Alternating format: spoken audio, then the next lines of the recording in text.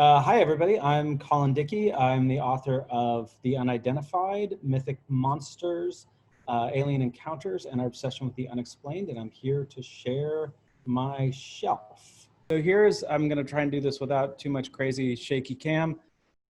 Here's a bookshelf. This is like the fiction and the poetry and the classics and then like the essays and stuff like that. That's kind of the bread and butter. But if we come over here to the other side of the room, we get the weird stuff. We get the cool ghost stuff. On this shelf up here is Arctic disasters and failed explorations. And then we come down here, we get the magic and the conspiracy theories and some of the more bizarre stuff. And then down a little lower, we got weird medical stuff and death, and it goes on like that. So let's see. Let me maybe pick out a couple that are kind of cool. This book right here, Urania's Children by Alec Howe, which I love. It's a true story about these guys who were during World War II. Their job was to do psyops against the Germans, who they knew to be obsessed with occult stuff. So they would like put together false Nostradamus prophecies and various crazy stuff like that. So that's a cool book I quite like. Let's see what else we got here.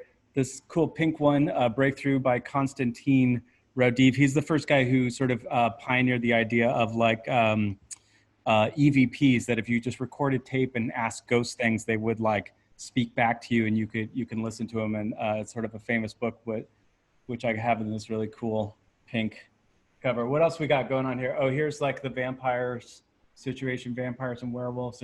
I got a lot of Montague Summers, whom you all love because he believed well into the 20th century that witches and vampires and stuff were real, and that the great failing of the Catholic Church was that they didn't murder enough of them. So that's some good stuff. Oh, this just came in the mail. I'm excited about this. Is my friend Joanna Evanstein's new book, Anatomica.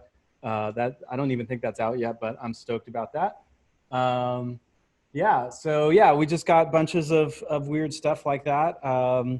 And I don't know, this is what I do in my spare time is oh, that's the bill in my hat and screen. Just collect weird stuff like that. So there you go. All right, so some other fun ones. This I just picked up. I don't even know that I've read it yet, but everybody needs something on their shelf about carnivorous plants. And with a cover like that, you can't go wrong. What's another book I like? I really love this book, Jeff, about the supernatural talking mongoose that lived with his family in Wales in the 1930s. I reviewed this for the Los Angeles Review of Books. It's just one of those books that is so strange, whether or not you believe it to be truth or fiction or real, the book will deeply unsettle you in very strange ways. It starts out fun and lighthearted because it's about a talking mongoose, and then it gets very dark in these very weird ways. But I love it, and it's got this cool cover with these like weird illustrations. Another book that I really love, which I won't say too much about for fear of ruining it for everybody, but The Strange Last Voyage of Donald Crowhurst by Nicholas Tomlin and Ron Hall. People who know about Donald Crowhurst get it, because this is the craziest story that I've ever come across. And also, like, I think the last book I read where I literally could not put it down, I was supposed to be somewhere and I was like literally a half an hour late because I absolutely had to finish this book and figure out what the heck happened. So so if you're looking for something strange and like no story ever, and also nonfiction, but I cannot recommend The Weird Story of Donald Crowhurst enough. So that's some of the stuff that I have on my shelf. That's what I tend to read in my free time. So yeah, that's thanks for watching and paying attention.